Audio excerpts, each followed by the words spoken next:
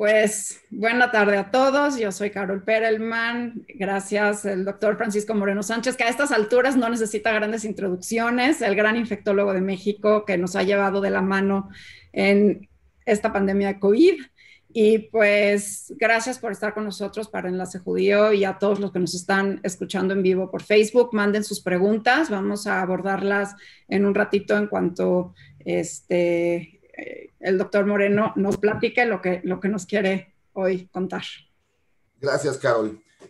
Siempre es un placer platicar contigo porque creo que lo haces muy fluido y el chiste de esto es que sea didáctico, que la gente entienda un poquito lo que estamos viviendo, los que estamos viendo pacientes, los que tratamos pacientes externos y bueno, pues una visión un poco general a lo que está sucediendo, que probablemente estas 2-3 semanas últimas ha sido un poco caótico por los rebrotes que ha habido en partes del mundo y por lo que está sucediendo en México.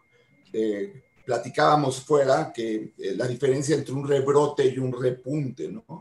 Y sí, entonces, el interés inicial es empezar a hablar de qué está pasando, porque platicábamos mucho tú y yo en un inicio sobre lo que estábamos viendo en México. Claro que la curva que predecíamos o que los epidemiólogos podían haber predicho para México no se parece a la que tenemos, y en general eso pasa con los modelos, pero ya teniendo esta curva que ya tenemos y ahorita la vamos a presentar, ¿qué ves? ¿Esto es un rebrote? ¿Esto es una segunda ola? ¿Qué es lo que estamos viviendo? ¿Quieres que te ponga la diapositiva?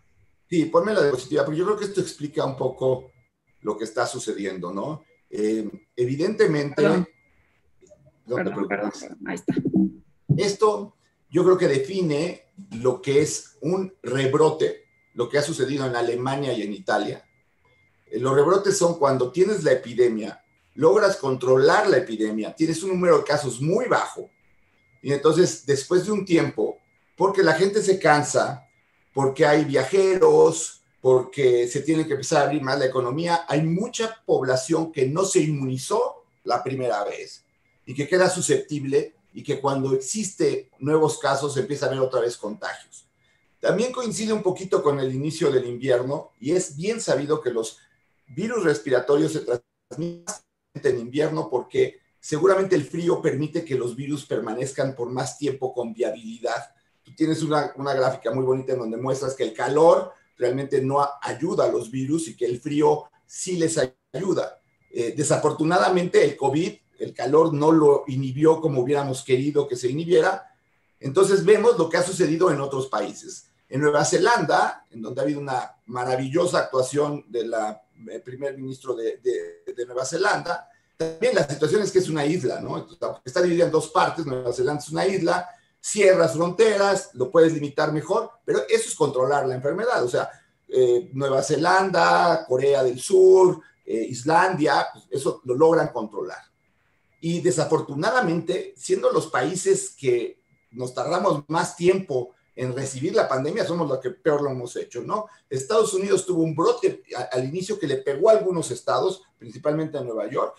Después, eso generó un poco de la sensación de que nos tenemos que cuidar. Y después, pues por cuestiones políticas, más que por otra cosa, nunca se ha hecho un confinamiento. Y entonces empiezas a tener un aumento. Ahora, también la aceleración de Estados Unidos está marcada por el aumento en el número de pruebas. Y ahorita lo vamos a ver con la siguiente gráfica. El problema en México es que desde marzo, que empezamos a tener más casos, llegamos a abril, superamos los 2.500 casos al día reportados con el poco número de pruebas que tenemos, pero desde abril no hemos dejado de tener menos de 2.500 casos en ningún día. Exacto. Entonces, esto lleva a un agotamiento, esto es desgaste, esto te desgasta. Desgasta a la población que sigue teniendo miedo por el COVID, desgasta a la economía porque o abres o no abres, o cierras o qué haces, y desgasta al sistema de salud, a los trabajadores de la salud, porque desde que empezamos a platicar de esto, no hemos parado. O sea, seguimos 24/7, casos, nuevos casos, llamadas, pacientes que tienes que ver, si tienes el hospital lleno, dónde los vas a meter. Es un desgaste emocional y físico muy fuerte que pues, lo seguimos teniendo. Y lo que vemos en los últimos días es un repunte, es decir, veníamos hacia abajo y subió.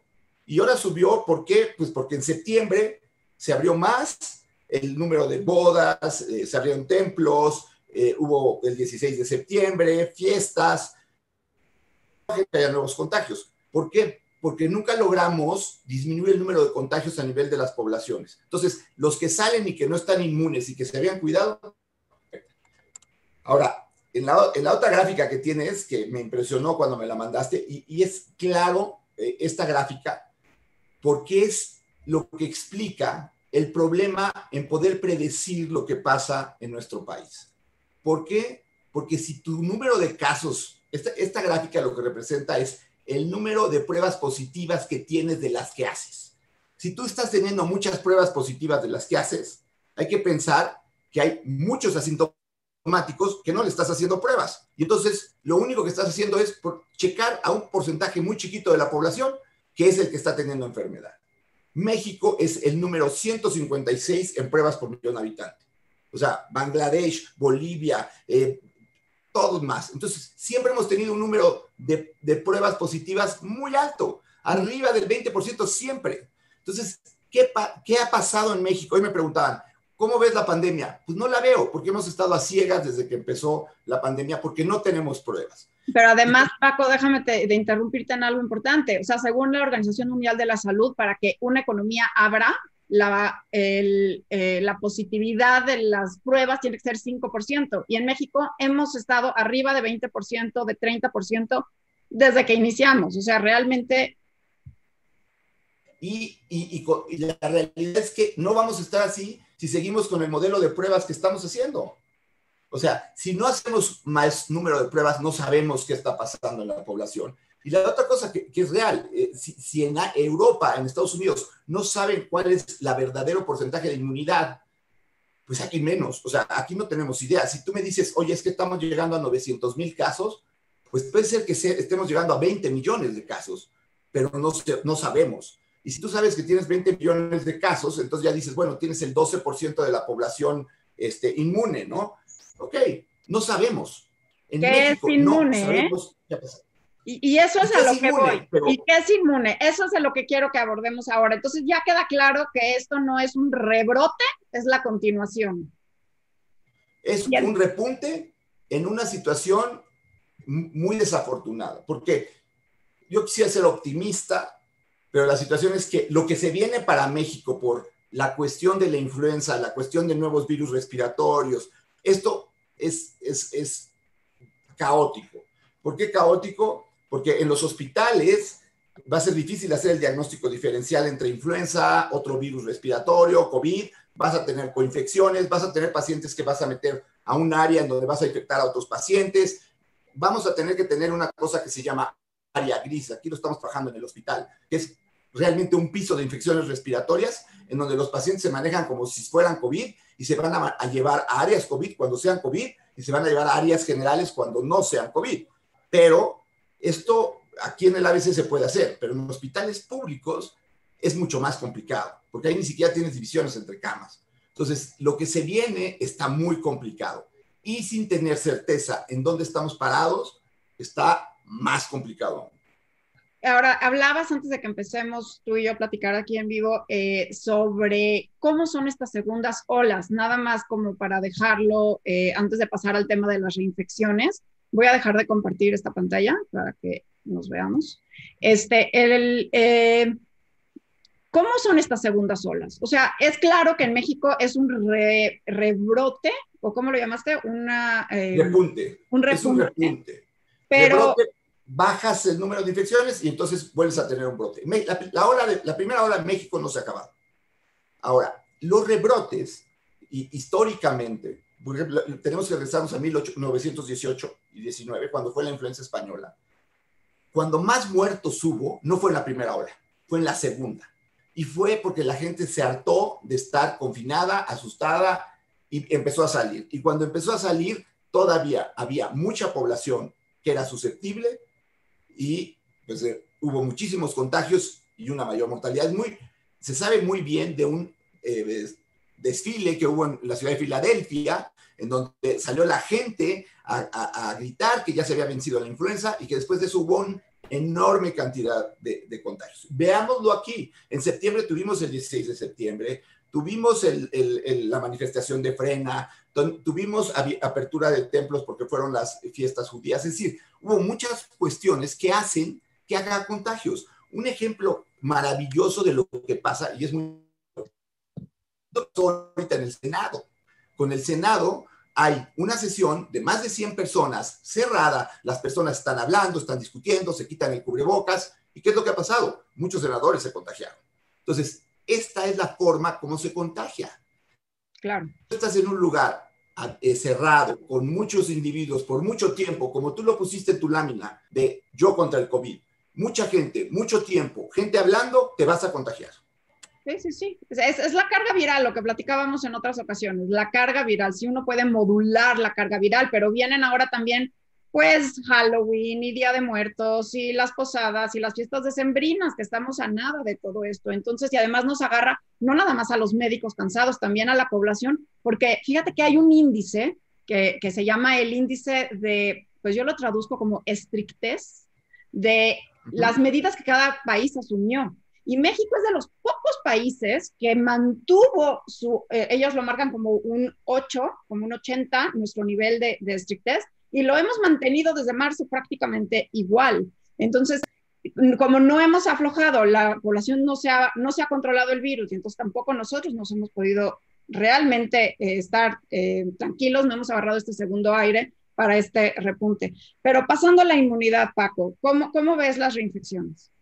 Mira, tenemos un problema grave en cuanto a cómo conocer las reinfecciones, porque hay muchos escenarios que te pueden confundir a que tú estés teniendo una reinfección o no. Lo primero es que, desafortunadamente, ninguna prueba es 100% segura, ninguna, no existe. Entonces, todas las pruebas tienen un porcentaje de falsa negativa o falsa positiva. Ya la gente sabe perfectamente ese término, ¿no? Con el PCR pensábamos que la falsa positiva era rara, era como del 1.5%. Hemos visto que es más. Y probablemente también por el manejo de tantas pruebas. Se contaminan y entonces sale la otra prueba positiva cuando no era positiva. Entonces, ¿qué pasa? Que mucha gente tuvo una prueba positiva en junio, totalmente asintomático. Me fue re bien, tuve COVID, pero no tuve ningún síntoma y ya. Y resulta que no, que lo que tuvieron fue un PCR falsamente positivo y nunca tuvieron COVID. Y entonces ahora tienen un cuadro, se hacen la prueba y resulta que sí sale positiva y que sí tienen síntomas. Entonces ahí se genera un poco la alarma de que me dio COVID, fui asintomático, ahora me dio COVID, soy sintomático y me dio muy fuerte. Y la realidad es que la primera fue falsamente positiva. La otra situación que también hace confuso esto es que hay artículos que han demostrado que los fragmentos virales de una persona pueden durar hasta 100 días siendo eliminados por la persona. Entonces, la prueba PCR dice, tienes COVID, pero te haces 3 meses después la prueba y sigues teniendo COVID aparentemente, pero no es COVID que contagias ni que lo padeces, sino únicamente el problema que estás teniendo es que ese COVID lo sigues eliminando en fragmentos, virus que no es activo. Pero vamos a poner este ejemplo. Tienes COVID en junio, tuviste pérdida de olfato, te sientes mal, sale la PCR positiva, ya no te haces más PCRs porque no se recomienda hacer más PCRs después del día 14.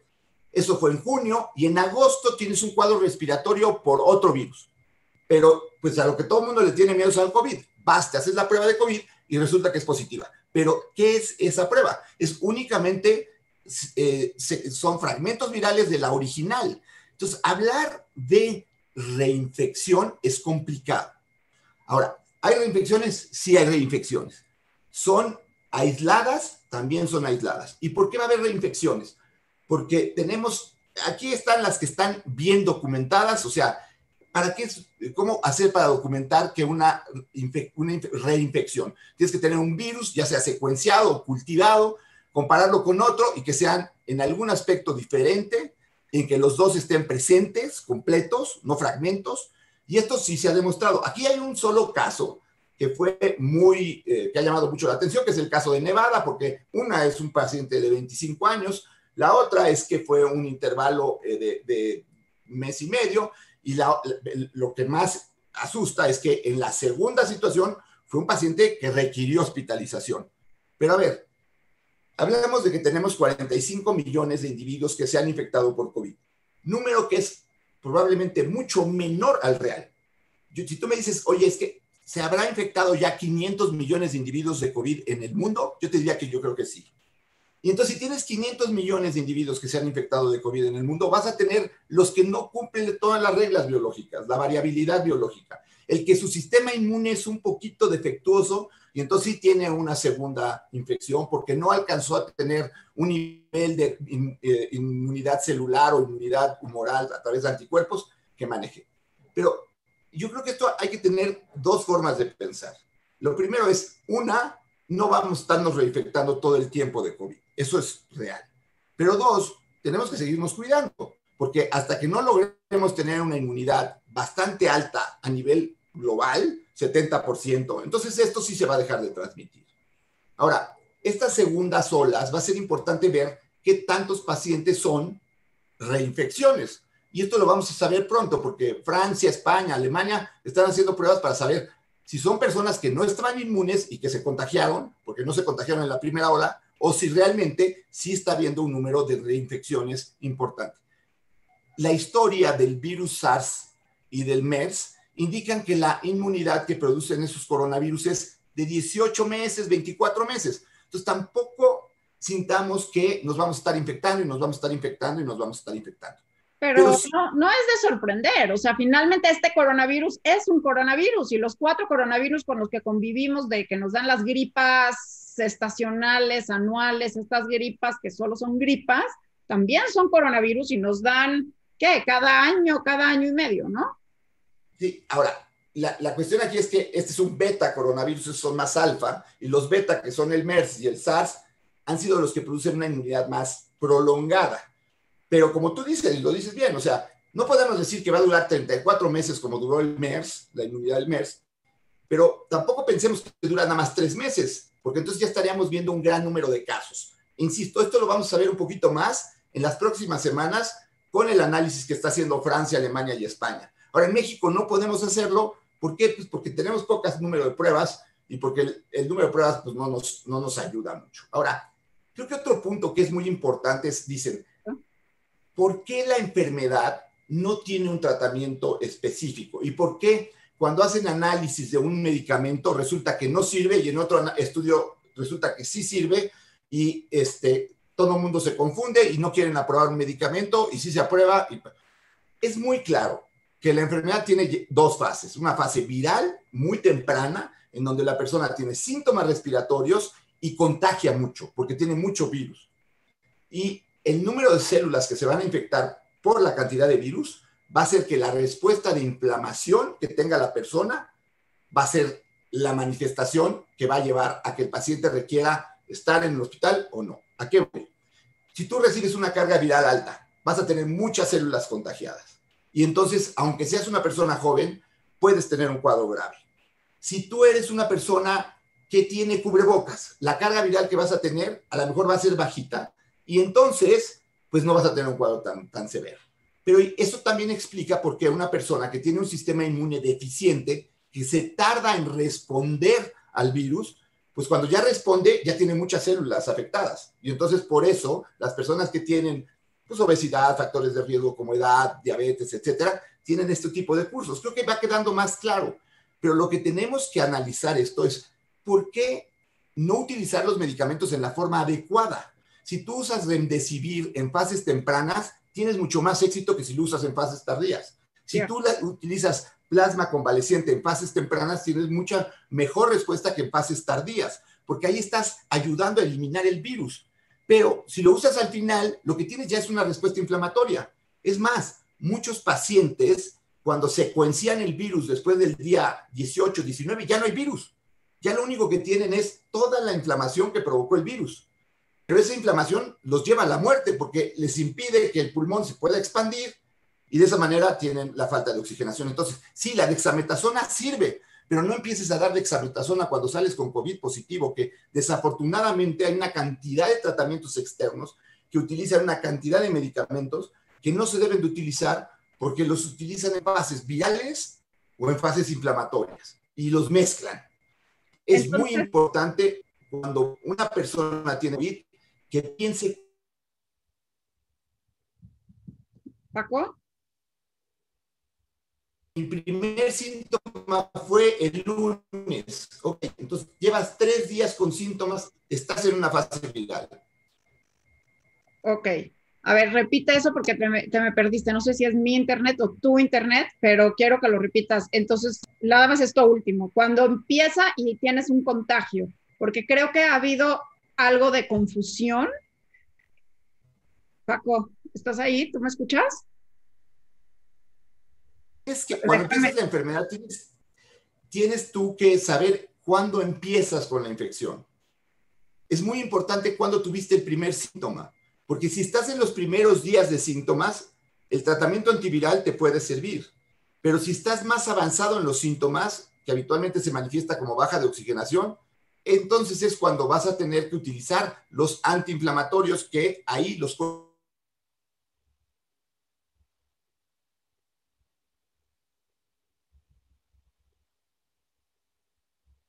Ok.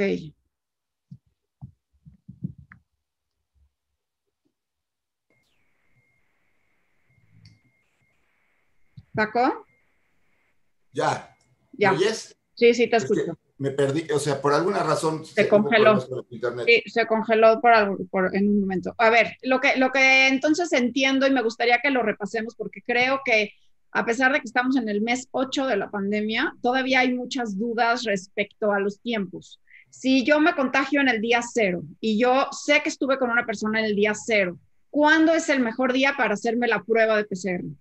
Cuarto y quinto día son los mejores. ¿Por qué? Porque vas a detectar a la persona en el momento en que es presintomática, en donde ya tiene suficiente carga viral para ser detectado por la máquina, y muchos de ellos todavía no tienen síntomas, que además ha demostrado que esos días son cuando más contagias. ¿Por qué? Pues porque es cuando más replicación viral tienes y todavía tu sistema inmune no logra controlar esto.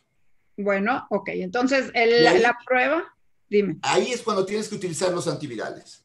Ahí es donde es más útil el remdesivir si eres una persona de factores de riesgo alta. Ahí es probablemente donde se van a utilizar los anticuerpos monoclonales, donde se usa el plasma convaleciente y otros medicamentos que aún no sabemos si funcionan o no funcionan, porque apenas estamos intentando pues saber eso. Bueno, hay todo un Pero tema de la ivermectina también, por el ejemplo. tema de la ivermectina, que se requieren dosis muy altas para que tengan concentraciones pulmonares, que no alcanzas con 2 pastillas, pero la pregunta aquí es, ok, no alcanzas las concentraciones pulmonares, pero ¿qué pasa con las de acá arriba? ¿Qué pasa si lo das muy temprano? Todavía no hay respuesta a eso, pero por eso muchos estudios han demostrado que no sirve el medicamento porque lo ven como un medicamento que se utiliza durante toda la fase de la enfermedad. Y hay una fase en donde ya no hay virus, ya nada más hay inflamación. Pues fíjate que yo dividiría al COVID en tres fases, no en dos, que es la parte viral, la parte Ajá, inflamatoria y luego la parte quizás post, que es más la COVID. inmunológica, porque todavía esa sigue con una súper signo de interrogación de que todavía no entendemos realmente esto que pasa después, cómo queda el sistema inmunológico luego, ¿no? Estamos Ese es un recibiendo punto muchas muy, preguntas. Dime. muy importante. El punto que tú dices, Carol, es un punto muy importante y estoy totalmente de acuerdo. Lo que pasa es que de lo que menos sabemos es de la época post-COVID. Pero hay enfermedades, y te pongo ejemplo, hay gente que tiene hepatitis A. No es la mayoría, pero hay gente que tiene hepatitis A y después hace una hepatitis autoinmune.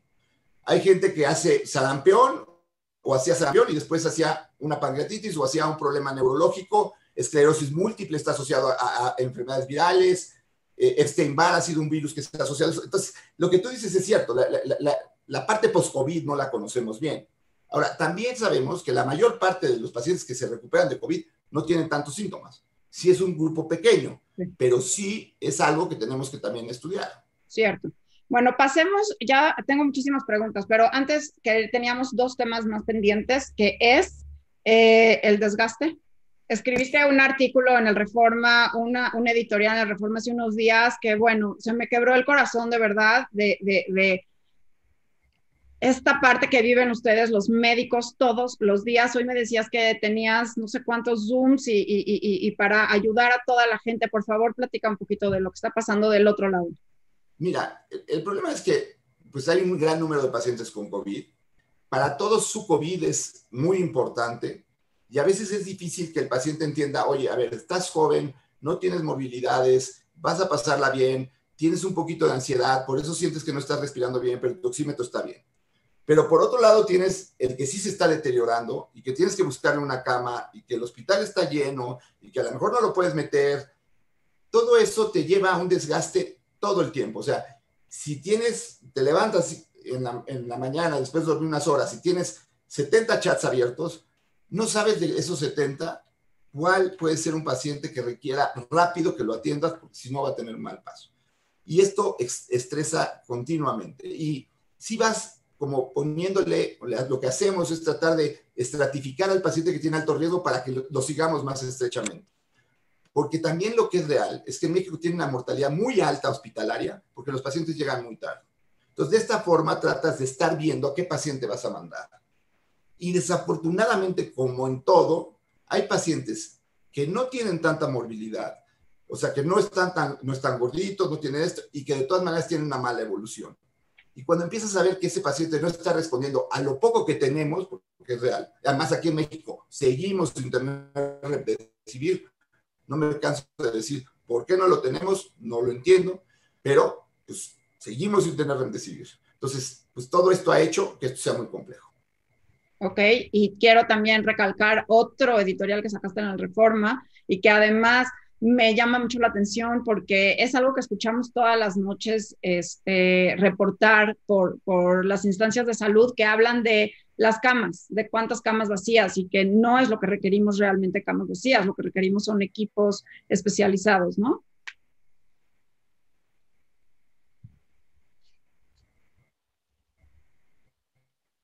Paco, ¿ahí estás? Sí. Ok, no te estoy viendo bien, pero ¿me escuchas? Sí, yo te escucho, ¿no? Se congeló un poquito, a lo mejor estás teniendo problemas con el internet. Pues La situación aquí es, lo que tú dices es real, 30% de los que se admiten en hospitales públicos fallecen, eso acaba incluso de ser una publicación en algún periódico y está documentado. Entonces la gente no quiere ir al hospital. pues no. Empecemos con las preguntas. Acá hay una que habla de que, ¿qué opinas? ¿Crees que haya un tratamiento eficaz antes de una vacuna? Yo creo que es más probable que haya un tratamiento eficaz antes de una vacuna, sí. Ahora, ¿a qué le vas a llamar eficaz? Porque la idea sería tener un medicamento que puedas utilizar en las primeras 48 horas y te evite todos los síntomas. Creo que hemos ido mejorando en el tratamiento, pero sigue siendo una enfermedad que tiene una mortalidad importante, sobre todo en pacientes hospitalizados. Entonces, yo creo que sí va a haber mejores medicamentos, sí. Hay más de 300 moléculas que se están probando en diferentes fases de investigación. Nosotros aquí en el hospital tenemos un par de moléculas que se están probando, pero pues estamos todavía lejos de tener resultados. La vacuna está siendo utilizada, como lo habíamos platicado en algún webinar, la vacuna se utiliza mucho como una arma de fuerza política, de electoral, de tranquilizar a la población, cuando no podemos quedarnos en piloto automático hacia la vacuna, porque todavía le falta tiempo. Cierto. Sí, y además siempre yo digo la vacuna, como si fuera así una especie de mesías, cuando sí es importante, obviamente, la vacunación, esa va a ser la que va a poner control a la pandemia, finalmente es lo que va a llevarnos a la inmunidad, pero pienso que exactamente como dices tú, se ha vendido esto de una forma, pues se han puesto demasiadas esperanzas en ella sin tomar en cuenta lo que podemos hacer desde hoy, ¿no? A Yo ver, creo que la vacuna ahorita es el cubrebocas. sí. Y incluso hay artículos que han demostrado, a ver, para que uno lo entienda claramente, como empezó la vacuna fue con la viruela. Tomaban pequeñas concentraciones de viruela. Hay un libro fabuloso de Javier Moro, en donde enseña que como el doctor Balmis tomaba de los niños una costra que ya estaba madura y se le inyectaba a otras personas y esa era la forma de vacunarlos. ¿Qué es eso? Poner un poquito de virus que ya se está muriendo en una persona para que genere inmunidad. Esa fue la forma como se desarrolló la vacuna. Ahora, si tienes un cubrebocas, te cae un poquito de virus, entra muy poquito, te estás vacunando, el artículo del New England tuvo una palabra así como variolizar, es como la viruela, pero en la forma de gotitas. Por eso es tan importante el cubrebocas. Y por eso países asiáticos en donde sí se ha logrado por la disciplina instalar el cubrebocas, pues han tenido el éxito que están teniendo. Tenemos que aprender a vivir con este virus, pero vivir cuidándote del virus. Una cosa es aprender a vivir con el virus y otra cosa es salir con el virus sin ninguna protección. La protección ahorita es cubrebocas. Te tienes que cubrir por si tú contagias y por si te contagian, porque la cantidad de virus que vas a tener, que va a entrar, va a ser muy baja. Y puede funcionar como una pre-vacuna. Vacuna, claro. ¿Sí? Bueno, eso va con la pregunta que hizo aquí José de Jesús, que dice, ¿cuándo esté lista la vacuna se podrá controlar la pandemia? Entonces la respuesta es sí. Dice acá, ¿sirve la vacuna de influenza que están poniendo en los diferentes institutos de salud pública? Mira. Voy a quitar mi cámara. A ver, yo creo que una vacuna va a ayudar definitivamente. ¿Se necesita una vacuna? Sí, por supuesto, pero también tenemos que ver el área de seguridad de la vacuna, ¿no? O sea, hemos visto lo que ha pasado con AstraZeneca, con Johnson Johnson, son efectos colaterales que todavía no están bien definidos si son la vacuna o son la vacuna. Las vacunas se tardaban en general 2 años en producirse. Era difícil producir una vacuna antes de 2 años. Ahora, ¿urge una vacuna? Sí, pero también tiene que tener seguridad. Ok. Acá, bueno, te mandan muchos saludos, mucha gente, y que gracias y gracias y gracias. Y acá alguien dice, doctor, mil gracias por todo y de verdad que lamentable que ustedes no han tenido ni un respiro. ¿Cómo está el número de hospitalizados por COVID en los hospitales privados? En ABC. El problema de los hospitales privados es que no pueden mantenerse atendiendo puros pacientes COVID, porque necesitamos atender pacientes de muchas otras enfermedades. Entonces, las áreas COVID se han reducido, se han separado de los hospitales y nosotros en el hospital hemos tenido que reducir el número de camas COVID. Y esto, en este repunte, pues nos ha agarrado con las manos en la puerta. ¿Por qué? Porque no tenemos suficientes camas como teníamos antes y volvemos a tener un número de pacientes elevados, lo que hace que no tengamos camas COVID. Si tú me preguntas, hoy no tengo manera de meter a ningún paciente a un área COVID. Estamos viendo opciones, abrir áreas grises, etcétera, pero la situación es que no puedes estar permanentemente como hospital COVID porque pues tienes que atender a otros enfermos.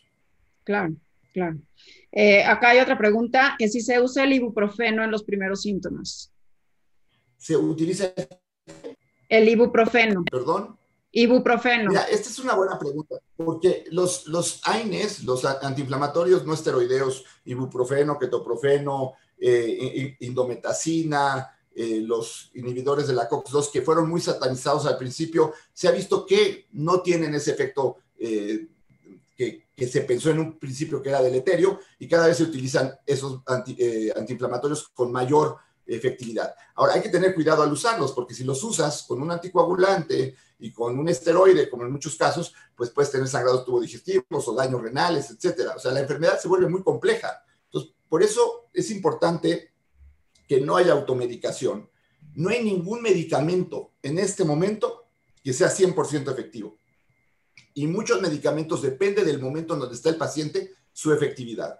Entonces, por eso, tomen una consulta, vean qué es lo que está pasando, no se llenen de medicinas, no tomen, mucha gente cree que necesita forzosamente un antibiótico para esta enfermedad. Cuando es una enfermedad viral, los antibióticos son para bacterias. Ahora sí, en la parte esta post-COVID, una de las secuelas que hay, sobre todo en pacientes hospitalizados, son infecciones secundarias por bacterias de hospital, porque han estado aquí en el hospital. Entonces sí necesitas un antibiótico, pero no le necesitas en el día 1.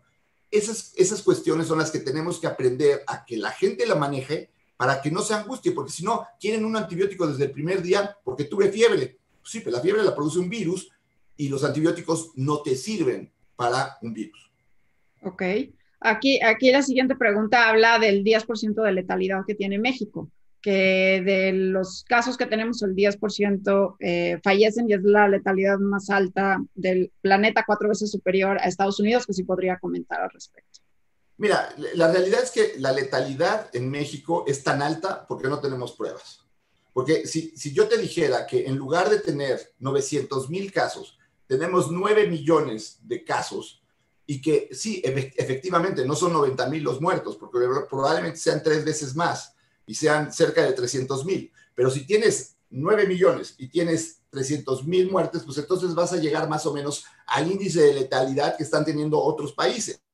Que a lo mejor aquí en México la cuestión de la obesidad y de el problema de estructura del sistema de salud que venía pues con ciertas carencias, han hecho que sea un poquito mayor que en otros países, sí, pero el índice de letalidad tan alto que tenemos en México es únicamente porque no tenemos suficientes pruebas. Y no son 900,000 mexicanos los que se han infectado por COVID, son muchísimos más.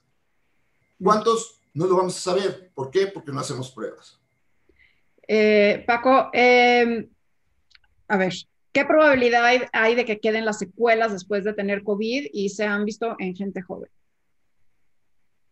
Sí, o sea, sí hay secuelas y hay secuelas de tipo articular, hay neurológicas, hay cuestiones, hay daño del sistema olfatorio. Tengo una chef que está desesperada porque lleva 3 meses y no recupera el olfato y la entiendo. Estamos aprendiendo un poquito de eso. Hay neuropatía en guante y calcetín. Hay gente que siente como que tiene quemada la espalda continuamente de sol y es una sensación que se queda después del COVID. Sí hay secuelas. Ahora, la gran mayoría de los pacientes se recuperan totalmente. También queda un factor de ansiedad y de fatiga crónica muy asociada a ansiedad, que es totalmente entendible. O sea, muchos, sobre todo pacientes, tienen COVID y tienen un familiar en el hospital y tienen otro que probablemente se pueda ir al hospital y además ellos tienen COVID, tienen un desgaste físico y emocional terrible. Algo que probablemente no se ha analizado todavía es el factor psicológico que va a provocar esta enfermedad en muchos niveles.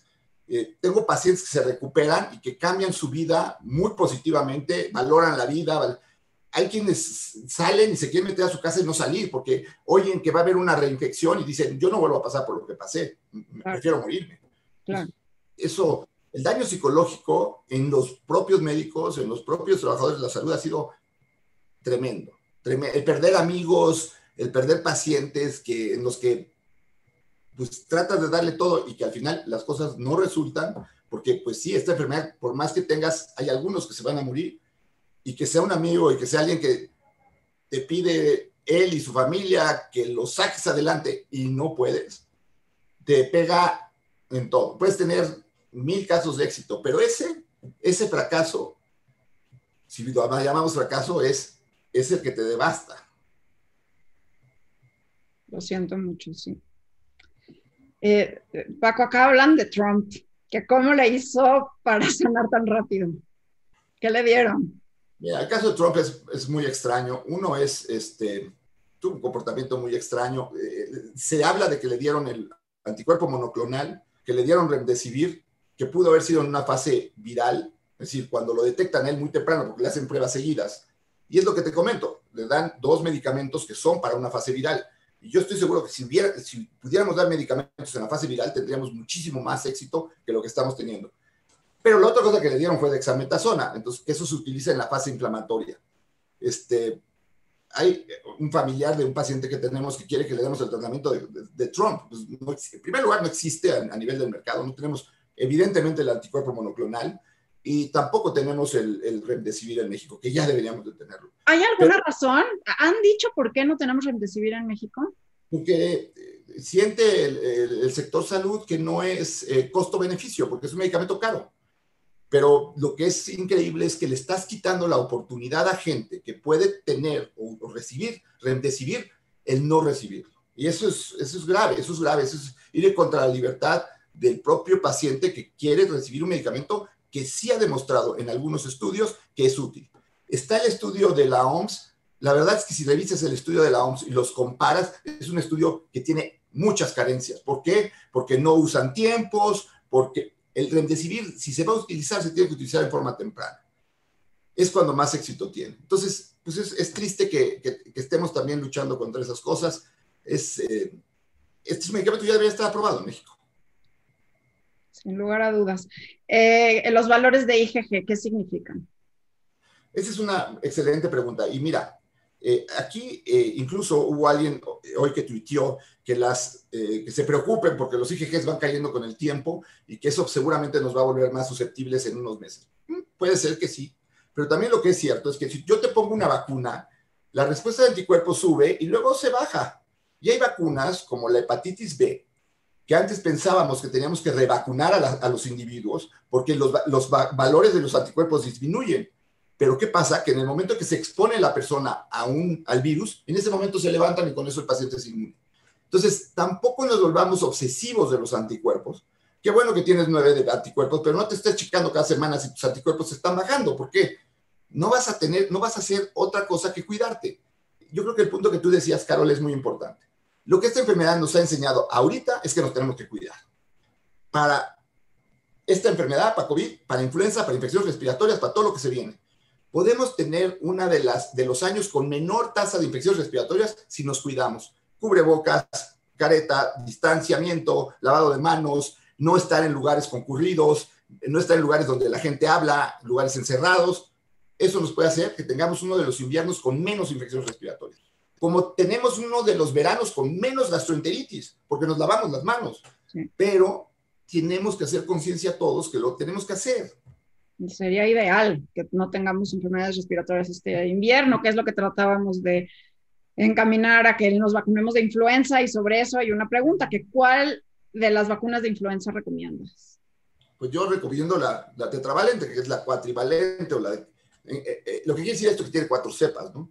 Mientras más cepas tienes en una vacuna, más protegido estás. Aquí se hizo el convenio con la trivalente, no está disponible para el sector privado. Otra vez no tenemos una buena explicación de por qué los médicos privados o los hospitales o el sector privado tiene acceso a algo que habitualmente tenía acceso, ahora no. Y bueno, pues resulta que hay mucha gente que no se puede vacunar. Vacunar únicamente a la población vulnerable se me hace un error catastrófico este año.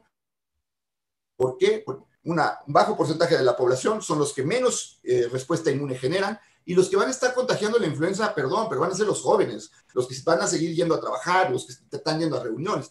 Ellos van a ser los que van a dispersar la influenza. Entonces, se me hace un error muy grave nada más dejar a la población vulnerable en esta ocasión como posibilidad de vacuna. Y la gente se queja de que ya no hay vacunas. Y que todavía no llegan, se supone que hasta la segunda semana de noviembre, ¿no? Al sector. La cuatrivalente no ha llegado, seguramente hasta la segunda semana de noviembre. Acá hay una pregunta. Estábamos hablando de los tiempos, ¿recuerdas? Decíamos, en el día 0 me infecté, lo conveniente es, si te supiste que estuviste en contacto con alguien positivo, hacerte la prueba 4 o 5 días, pero aquí la pregunta es, si salgo positivo, ¿cuántos días me tengo que guardar para no contagiar a alguien más? O sea, ¿cuándo dejo de contagiar? Ok, aquí hemos dicho 14 días. ¿Desde cuándo? ¿Desde el día 0? El primer síntoma. Primer síntoma. Y el que no tiene el día que te haces la prueba. Ok. Lo que ocurra primero, si tienes un síntoma y por eso te haces la prueba, o te haces la prueba, te sale positiva, no tenías síntomas y después empiezas con síntomas, es el día que te haces la prueba. Ahora, esto genera cierta confusión porque en Estados Unidos dicen 10 días después del primer síntoma o de la prueba. Sí, en México hemos dicho 14 porque luego queda poco claro cuándo fue el primer día y le damos ese margen de error, porque además hay familias en donde no se contagian todos al mismo tiempo. Entonces, si tú das 14 días, lo que estás haciendo es asegurarte de que no vas a salir a infectar gente. Lo hemos hecho 14 y 21 días para el que tuvo un cuadro severo. La persona que tiene un cuadro severo que requiere hospitalización debe de mantenerse aislado 21 días. Ok, entonces la respuesta de cuándo deja de contaminar a alguien después de tener COVID es 14 días si fue leve, 21 días si fue severo.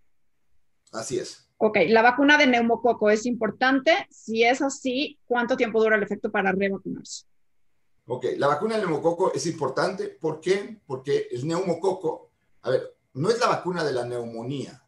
Neumonía es una infección pulmonar que puede ser provocada por muchísimos agentes, uno de los cuales se llama neumococo. Es neumococo porque pues, uno de los principales síntomas que produce es neumonía, pero produce sinusitis, produce meningitis, produce otros síntomas. La vacuna del neumococo es importante porque es de las infecciones bacterianas comunitarias más comunes que hay en el invierno. Insisto, todo lo que podamos hacer para que este invierno tenga pocas infecciones respiratorias debe de hacerse. Y una de esas es vacunarse. Se puede vacunar contra la influenza, se puede vacunar con el neumococo. Las indicaciones para el neumococo son un poco más restrictivas en cuanto a que sean mayores de edad, personas menores de edad, personas que no tienen vaso, con algún tipo de trastorno inmunológico. Sí es importante usar la vacuna del neumococo, sí.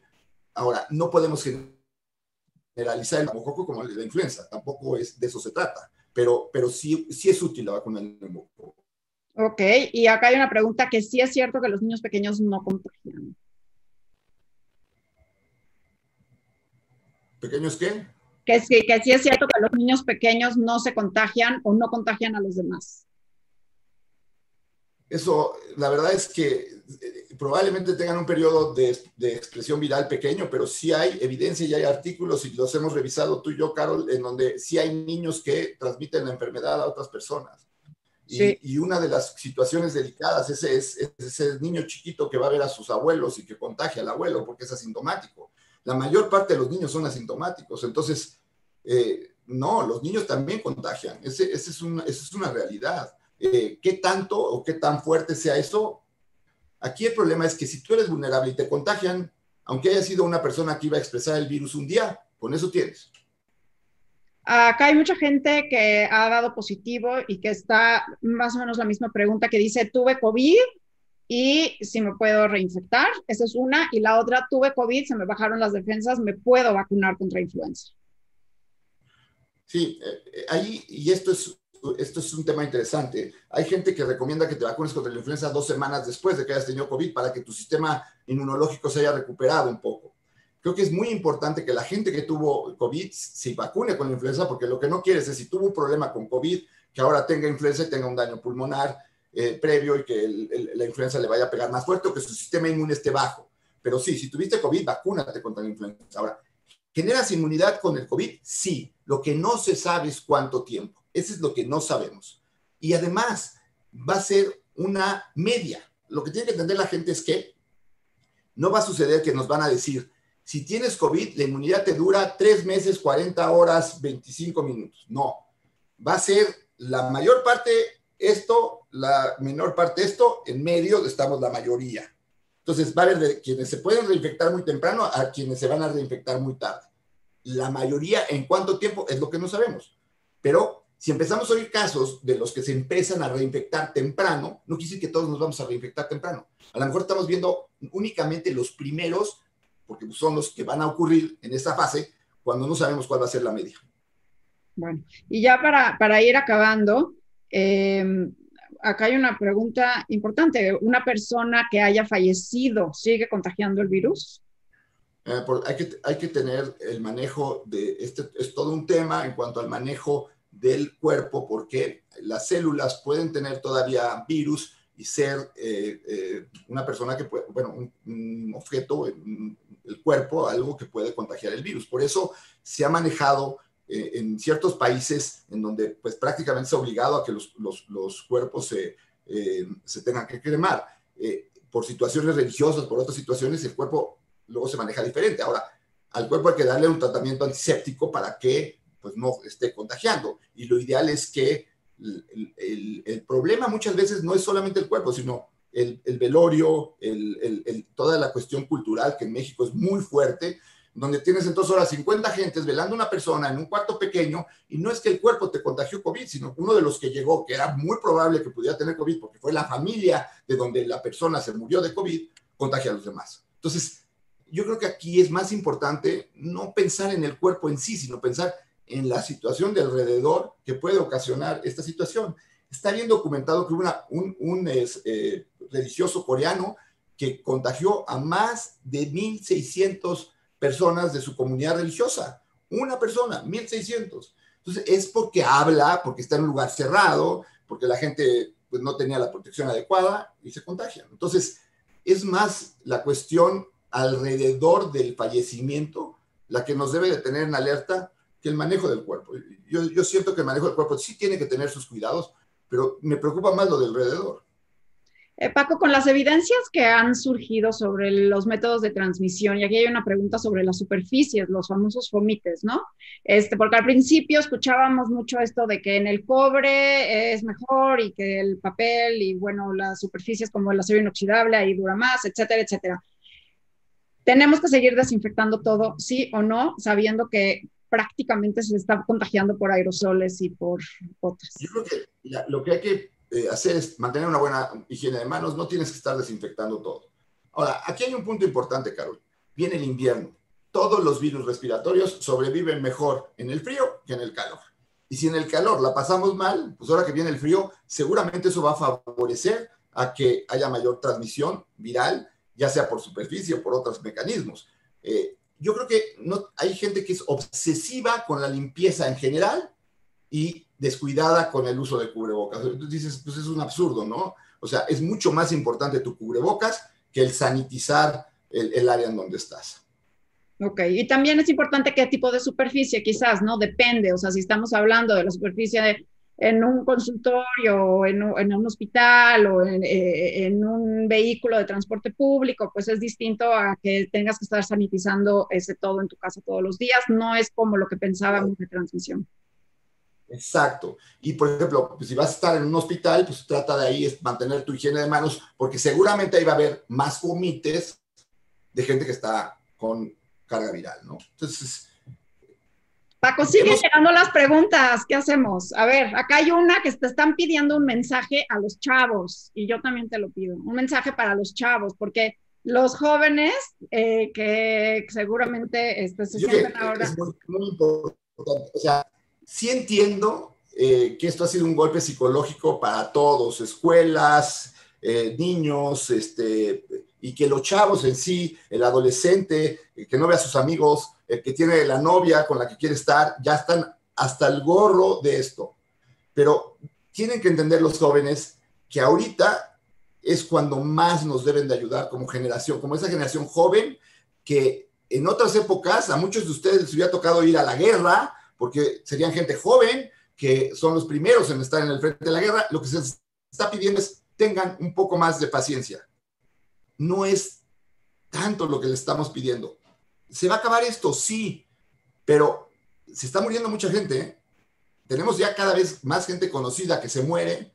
Cuidémonos este último periodo del tiempo para tratar de que haya el menor número de fallecimientos. No podemos continuar teniendo tanto número de fallecimientos mexicanos. Es verdaderamente triste pensar que tenemos arriba de 200,000 fallecidos mexicanos por esta enfermedad, porque los 90,000 seguramente son 3 veces más que los reales.